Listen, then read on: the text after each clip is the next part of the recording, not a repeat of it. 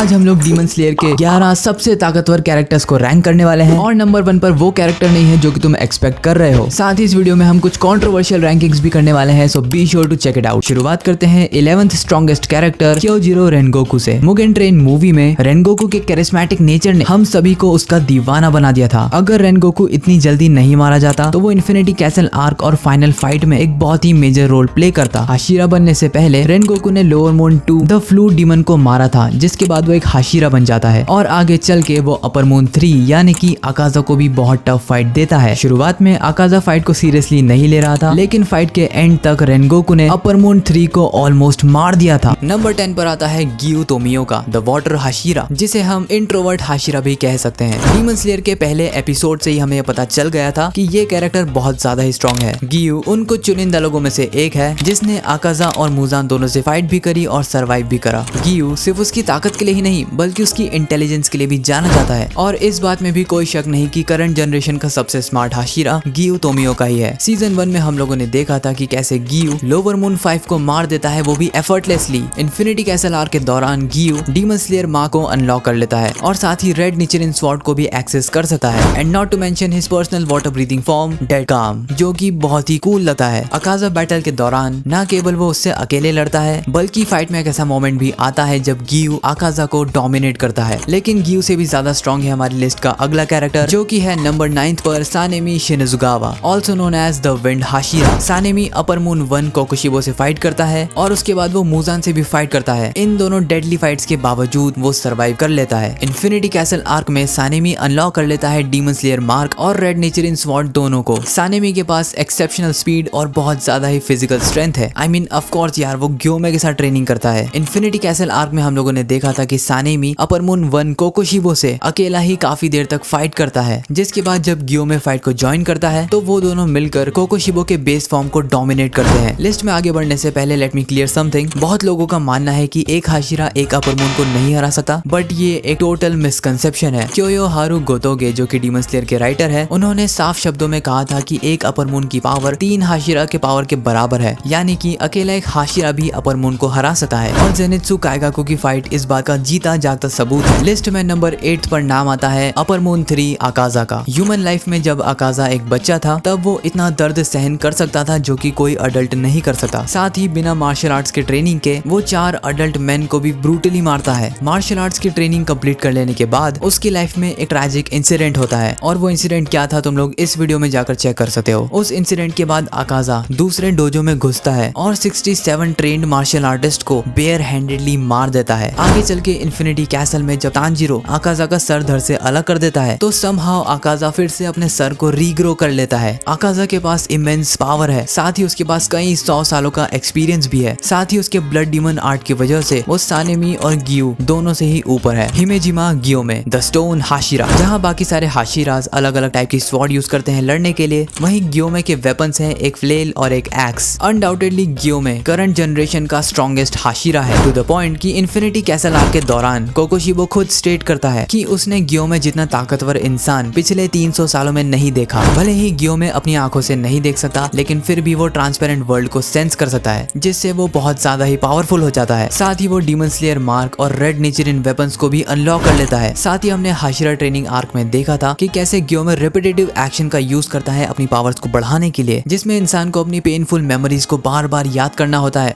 और उसी के थ्रू इंसान की पावर्स मैक्सिमम लेवल पर पहुंच जाती है। अगर आकाजा और गियोमे की फाइट हो तो बहुत ज्यादा चांसेस हैं कि गियोमे इस फाइट को जीत जाए, लेकिन गियोमे हमारी लिस्ट में अगले कैरेक्टर को नहीं हरा सकता, जो कि है upper moon 2 Doma. In terms of physical power Doma Akaza से भी ज्यादा ताकतवर है। साथ ही उसका ब्लड डीमन आर्ट है आइस मैनिपुलेशन, जो कि बहुत ही स्ट्रॉन्ग पावर है। इन्फिनिटी कैसल आर्क में हम लोग देखते हैं कि वो शिनोबू को बिना किसी एफर्ट के मार देता है, बिल्कुल वैसे ही जैसे उसने शिनोबू की बड़ी बहन को मार दिया था, जिसके बाद वो इनोस्के और कानाओ दोनों को ही एक साथ हरा देता है एफर्टलेसली। और स्टोरी में इस पॉइंट तक वो दोनों ही हाशिरा लेवल पहुंच चुके थे। अगर तुमने मेरी ये वाली वीडियो देखी है तो तुम्हें डोमा का पूरा पास्ट पता होगा कि कैसे वो बचपन से ही एक कोल्ड हार्टेड बच्चा रहा है, जिसके पेरेंट्स उसके सामने लड़कर मर जाते हैं, लेकिन उसे कोई फर्क नहीं पड़ता। अगर शिनोबू का पॉइजन डोमा को नहीं मारता तो हम उसका फुल पोटेंशियल देख पाते, which is of course greater than Gyomei, लेकिन वो हमारे अगले कैरेक्टर से ज्यादा स्ट्रॉन्ग नहीं है। नंबर 5 पर आता है अपर मून 1 कोकोशिबो, जो कि obviously one of the strongest character है सीरीज का, क्योंकि वो रियल भाई है द गॉड हिमसेल्फ योरीची का। डीमन बनने से पहले कोकोशिबो बहुत ही स्ट्रॉन्ग डीमन स्लेयर था जिसने अपना मार्क भी अनलॉक कर लिया था। तो अब कोकोशिबो के पास पावर्स का भंडार है। उसके पास डीमन स्लेयर मार्क है, ट्रांसपेरेंट वर्ल्ड वो एक्सेस कर सकता है और वो मास्टर है second strongest breathing moon breathing का। और इस सब के अलावा वो ब्लड डीमन आर्ट को भी एक्सेस कर सकता है। अपने 500 साल के डीमन करियर में न जाने कितने डीमन स्लेयर को उसने मारा है। साथ ही उसके पास मुजान का सबसे ज्यादा ब्लड है क्योंकि इतना सारा ब्लड सिर्फ कोकोशिबो ही हैंडल कर सकता है। कोकोशिबो इतना ज्यादा पावरफुल है कि डोमा और अकाजा साथ मिलकर भी कोकोशिबो को नहीं हरा सकते। गेन्या, सानेमी, मोइचिरो और गियोमे सभी लोग साथ मिलकर कोकोशिबो से फाइट कर रहे थे लेकिन फिर भी वो उसे नहीं हरा पा रहे थे। अगर एंड में कोकोशिबो खुद से हार नहीं मानता तो वो इन चारों डीमन स्लेयर्स को मार देता। लेकिन कोकोशिबो नहीं हरा सकता नंबर 4 मुजान किबुत्सुजी को, the creator of demons himself. Muzan सबसे पहला डीमन तो था ही, साथ ही वो बहुत ज्यादा पावरफुल भी है। वो किसी भी जिंदा चीज को अपने अंदर एब्जॉर्ब कर सकता है जैसा कि हमने सीजन 4 के एंड में देखा। साथ ही मुजान के फाइनल फॉर्म में उसकी पीठ पर 8 टेंटेकल्स आ जाते हैं जिनके अंदर बहुत ही डेडली पॉइजन भरा हुआ है। साथ ही मुजान के पास अब तक की सबसे बेहतर रीजनरेशन एबिलिटी भी है जैसा कि हमने सनराइज काउंटडाउन आर्क में देखा था। जब ओबेरॉय ने उसके गले पर हमला करा था, उसके गले को स्लाइस करते ही वो इतनी जल्दी हील हो जाता है मानो जैसे कुछ हुआ ही ना हो। मुजान अपने ब्लड डीमन आर्ट से कुछ भी कर सकता है, लिटरली कुछ भी। साथ ही उसके पास कमाल की शेप शिफ्टिंग एबिलिटीज भी है। मुजान इतना ज्यादा स्ट्रॉन्ग है कि सभी अपर मून्स मिलकर भी मुजान को नहीं हरा सकते। उसे सिर्फ 2 ही चीजें मार सकती है, या तो सनलाइट या तो योरुइची। जिसके बाद नंबर 3 पे आता है demon king Tanjiro. Final battle के एंड में मुजान जब मरने ही वाला था तब वो तांजीरो को अपना सारा बचा हुआ ब्लड ट्रांसफर कर देता है जिससे तांजीरो एक डीमन बन जाता है। लेकिन डीमन फॉर्म में तांजीरो सनलाइट को भी कॉन्कर कर लेता है और बन जाता है डीमन किंग तांजीरो, जो कि ऑब्वियसली मुजान से भी ज्यादा स्ट्रॉन्ग है। अब तांजीरो के इस फॉर्म के पास डीमन स्लेयर यूनिवर्स की सारी एबिलिटीज हैं जैसे कि demon slayer mark, red nature sword, transparent world, selfless state, blood demon art, sun breathing. यहाँ तक कि ये भी कंफर्म नहीं है कि डीमन तांजीरो मारा भी जा सकता है या नहीं क्योंकि अब सनलाइट का भी उस पर कोई असर नहीं हो रहा है। लेकिन इस यूनिवर्स में एक व्यक्ति है जो कि डीमन किंग तांजीरो को हरा सकता है और तुम लोगों ने बिल्कुल सही गेस करा। वो व्यक्ति है लिस्ट पर number 2 Yoriichi Tsugikuni, the literal god of demon slayers. Yoriichi वो व्यक्ति है जिसने ब्रीदिंग स्टाइल्स का इन्वेंशन करा और वो फर्स्ट यूजर है सन ब्रीदिंग का, जो कि सबसे स्ट्रॉन्ग ब्रीदिंग स्टाइल है। योरिची के पास बचपन से ही डीमन स्लेयर मार था और बचपन से ही वो ट्रांसपेरेंट वर्ल्ड में देख सकता था। साथ ही उसके पास सेल्फलेस स्टेट भी है और उसने रेड नेचर स्वॉर्ड को भी अनलॉक कर लिया था जब उसने मुजान से फाइट करी थी। जब वो पहली बार मुजान को फेस करता है तब मुजान अपनी सारी ताकत लगा देता है सिर्फ वहां से भागने के लिए। तो तुम अंदाजा लगा सकते हो कि योरिची कितना ज्यादा स्ट्रॉन्ग कैरेक्टर है। जब वो 80 साल से भी ज्यादा का हो चुका था तब उसकी मुलाकात होती है उसके खुद के भाई कोकोशिबो से, जो कि अब एक डीमन बन चुका था और वो भी अपर मून 1। इतना बूढ़ा हो जाने के बाद भी योरिची एफर्टलेसली एक स्ट्राइक में कोकोशिबो को ऑलमोस्ट मार देता है। लेकिन इससे पहले वो दूसरा अटैक कर पाता उसकी खुद की मौत हो जाती है। लेकिन जो कैरेक्टर हमारी लिस्ट में नंबर 1 पे है वो योरिची को भी हरा सकता है और वो है नन अदर देन इनोसुके हाशिबिरा।